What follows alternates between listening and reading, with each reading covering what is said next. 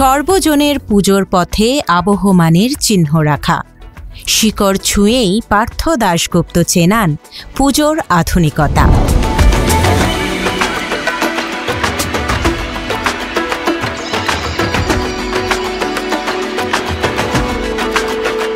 পুজো শিল্প বাংলার শিল্পযাত্রায় যেন নতুন এক শিল্পধারা।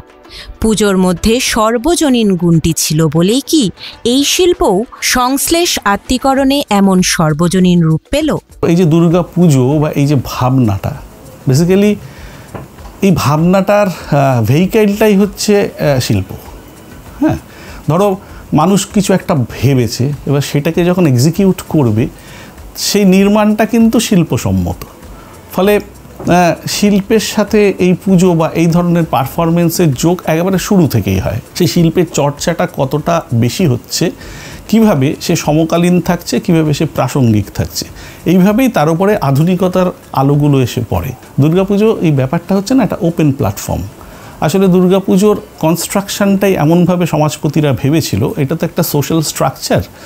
এখানে যতটা না পুজো, তার থেকে বেশি সমাজ শিক্ষা।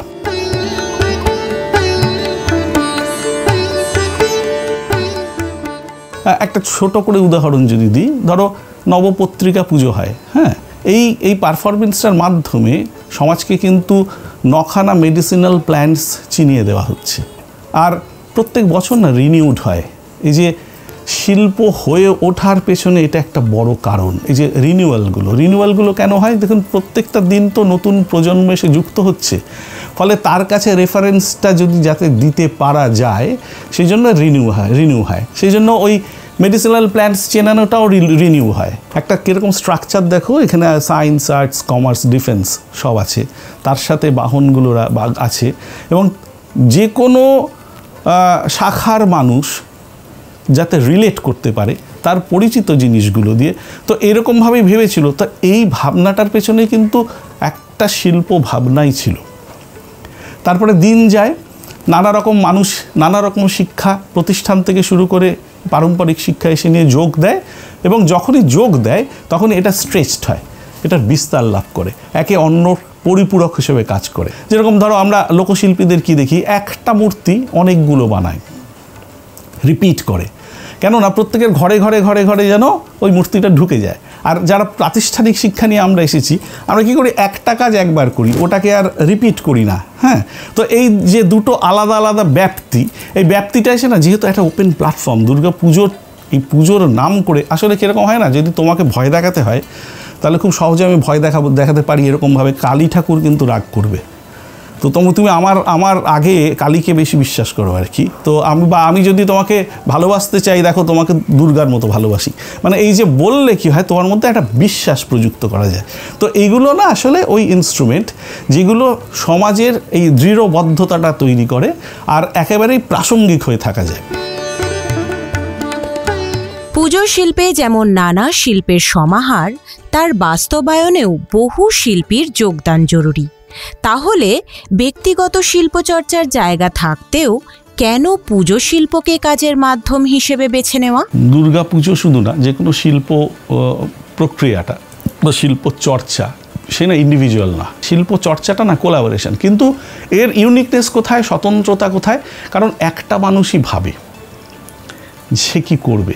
এবার সেই দ্য আইডিয়া আই কনসিভড আর আইডিয়া আই এক্সিকিউটেড, এই দুটো আলাদা হয়ে যায়, ওই এক থেকে বহুতে সে ট্রান্সফার্ড হয়। আমার ছোটোবেলাতে কিন্তু আমার বাড়িতে খড় বেঁধে বাঁশের কাঠামো করে প্রতিমা হচ্ছে, এটা আমার একটা চেনা দৃশ্য ছিল এবং আমি তাতে সম্পৃক্ত হতাম। আমি হাত লাগাতাম, আমার মতো করে খোটাখুটি করতাম, যা করতাম।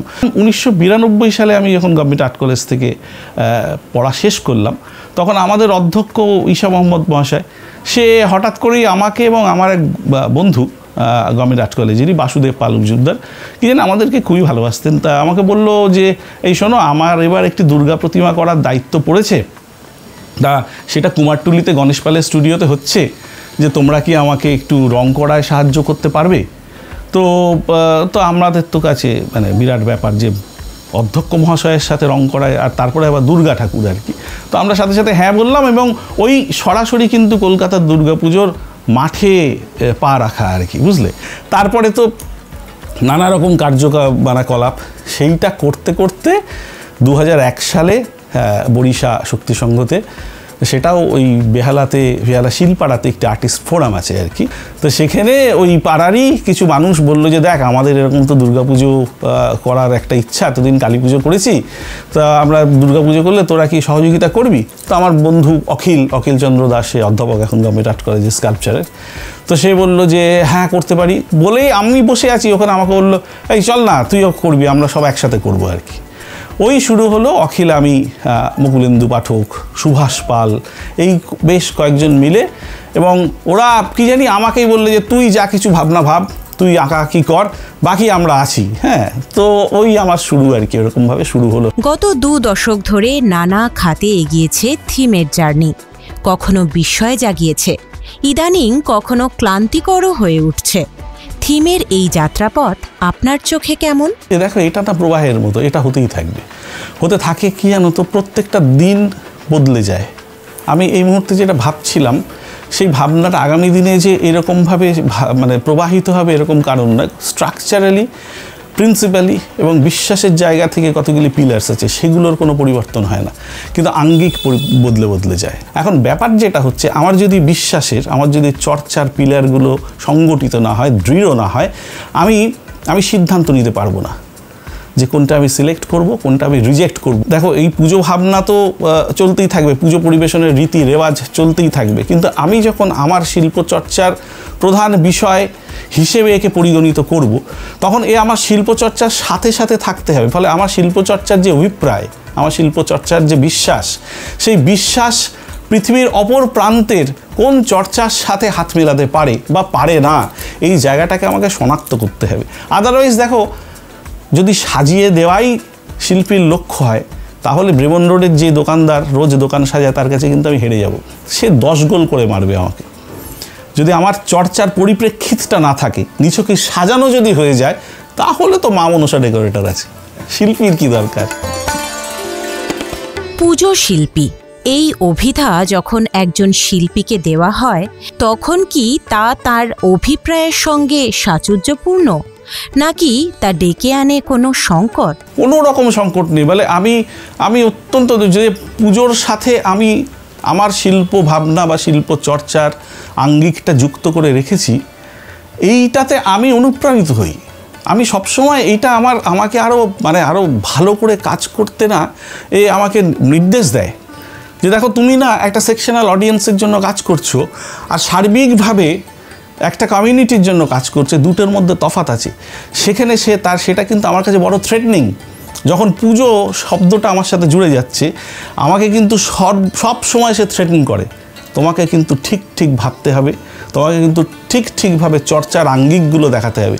ফলে এটা তো আমি শক্তিহীন একেবারেই হই না, আমি শক্তিশালী হওয়ার চেষ্টা করি। এটা তো আমার কাছে এটা খুব বড় ব্যাপার। ভিড়ের অভিরুচির ওপর শিল্প ছেড়ে দেওয়া যেমন যায় না, শিল্পীর কাজ কিন্তু ভিড়ের অভিরুচি তৈরি করা। সেজন্য যদি পুজো শিল্পের সাথে আমার যুক্ত হওয়াটা একটা দায় বলে আমি মনে করি, আমার কাছে সেই দায়িত্বও থাকে ভিড়ের অভিরুচিটা তৈরি করার। আপনার পুজো ভাবনায় ফিরে এসেছে বাংলার উত্তরাধিকার, জেগে উঠেছে গুরুসদয় দত্তের স্মৃতি। পুজোর আঙ্গিকে এই ইতিহাস ছুঁয়ে থাকার কারণ কি? আমাদের যে উত্তরাধিকারী, আমরা যে একটা সাংঘাতিক আমাদের সম্পদের উত্তরাধিকারী, সেইটা কোথায় যেন মানুষকে বারংবার বলতে হয়।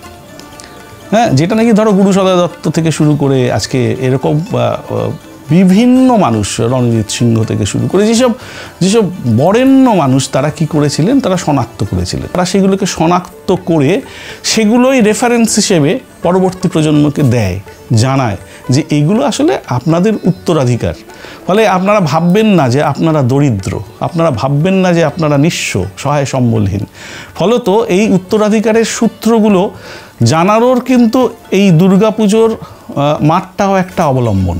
আমার শিল্পচর্চার যদি আঙ্গিক যদি সৎভাবে আমি দেখাতে পারি দুর্গাপুজোর মাঠে, আগামী দিনে কিন্তু সেটাই একটা উদাহরণ হয়ে যাবে আগামী প্রজন্মের কাছে, যে দেখো এরকমভাবে কিন্তু শিল্পচর্চার আরেকটা আঙ্গিক নির্মাণ করার কথা ভেবেছিল কিছু মানুষ। ফলে সবসময়ের জন্যই না ব্যাটনটা নেক্সট জেনারেশনে বাড়িয়ে দেওয়ার কতগুলি প্রচেষ্টা। আসলে সংস্কৃতিটা চর্চার বিষয়, চমকের নয় কিন্তু। তবে অনেক সময় তো চর্চার থেকে বেশি নজর টানে চমক। পুজো শিল্পের জন্য কি এই রেওয়াজ তাহলে অস্বাস্থ্যকর? পুজো চর্চা আর চমক গিমিকের এই বাইনারি কী রূপে ধরা দেয় শিল্পী পার্থ দাশগুপ্তর কাছে?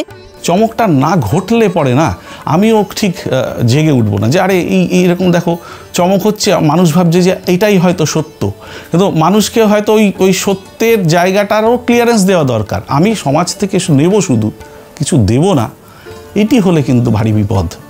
ধরো ভাঁড়ের প্যান্ডেলটি শোলে হয়ে গেল, মানে কোনো শিল্প শিক্ষা প্রতিষ্ঠান থেকে শুরু করে কোনো ধরো শিল্পযাত্রা বা কোনো শিল্প আলোচনার মধ্যে এটি অবশ্যই পাঠ্য হিসেবে বিবেচিত নয়।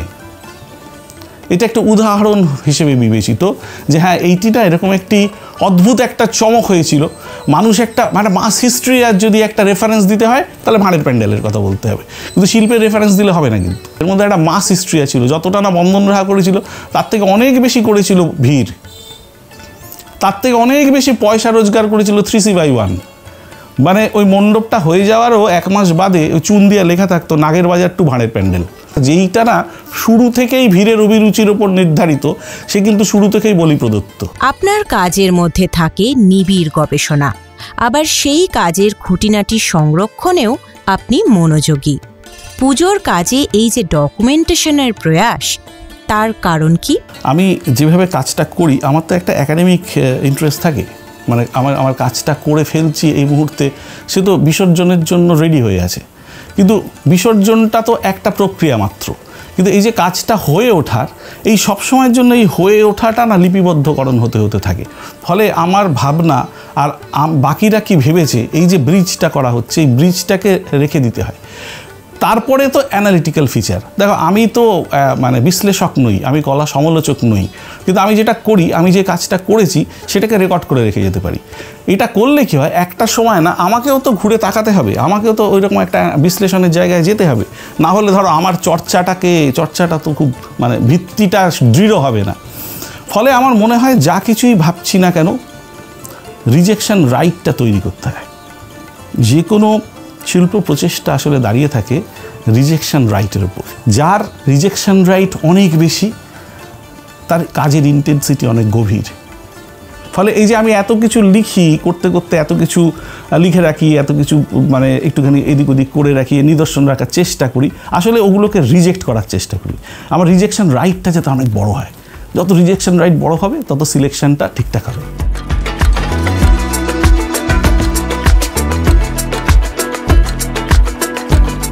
পুজো শিল্পের প্রসারের ক্ষেত্রে বাজেটের ভূমিকাও থাকে।